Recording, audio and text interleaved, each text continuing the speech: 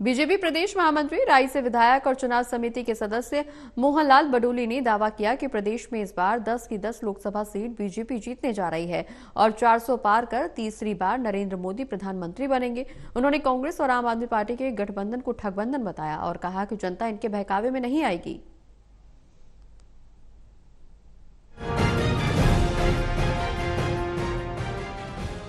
लोकसभा चुनाव 2024 को लेकर राजनीति गरमाई हुई है। खासतौर पर हरियाणा में भारतीय जनता पार्टी 10 की 10 लोकसभा सीटें जीतने का दावा कर रही है। पार्टी के शीर्ष नेताओं की माने तो पूर्व की सरकारों ने हरियाणा की जनता को ठगने का काम किया है। सिर्फ भारतीय जनता पार्टी है जिसने हरियाणा को विकसित हरियाणा बनाने का काम किया।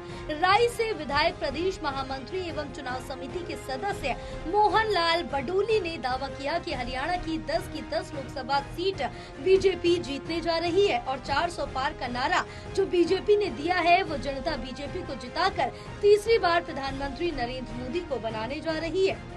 दुनिया का सर्वश्रेष्ठ व्यवस्था अपने देश में बने, इस प्रकार की सरकार देश के प्रधानमंत्री नरेंद्र मोदी जी ने देने का जो संकल्प लिया है और ये देश विकसित राष्ट्र बने, इसके लिए जो पूरे देश की 140 करोड़ जनता से आह्वान किया है कि वो सब उस काम में लगे। उसी संकल्प के साथ हम इस 2024 के चुनाव में जाने वाले हैं और बड़े बहुमत के साथ अब की बार 400 पार का जो नारा हमारी पार्टी का है, मुझे लगता है कि इस देश की जनता उससे बढ़कर समर्थन देने वाली है। विधायक मोहनलाल ने कहा कि कांग्रेस और आम आदमी पार्टी का हरियाणा में वजूद नहीं है। उन्होंने दोनों पार्टियों के गठबंधन को ठगबंधन बताया और कहा कि जनता इन्हें चुनाव में सबक सिखाने का काम करेगी। ये गठबंधन, ये ठगबंधन है, ये कोई विचारों का गठबंधन नहीं है और लोगों को गुमराह करने के लिए, लोगों का ध्यान भटकाने के लिए आज जिस प्रकार से कांग्रेस पार्टी की हालत है, आम आदमी पार्टी की जो हालत है वो दिल्ली और पंजाब में सबने देखी है और उन्होंने जिस चालाकी के साथ इस गठबंधन को किया है वो कहीं अपनी इकट्ठे होकर वोट मांगेंगे, कहीं वो अलग अलग वोट मांगेंगे। उनकी क्या विचारधारा है वो आने वाले चुनाव में भी सारी आएगी और ये गठबंधन नहीं है, ये ठगबंधन है।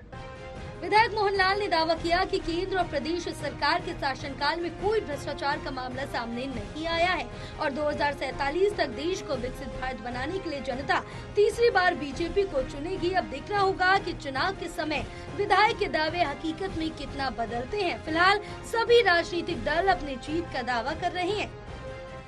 टोटल टीवी के लिए सोनीपत से कविता शर्मा की रिपोर्ट।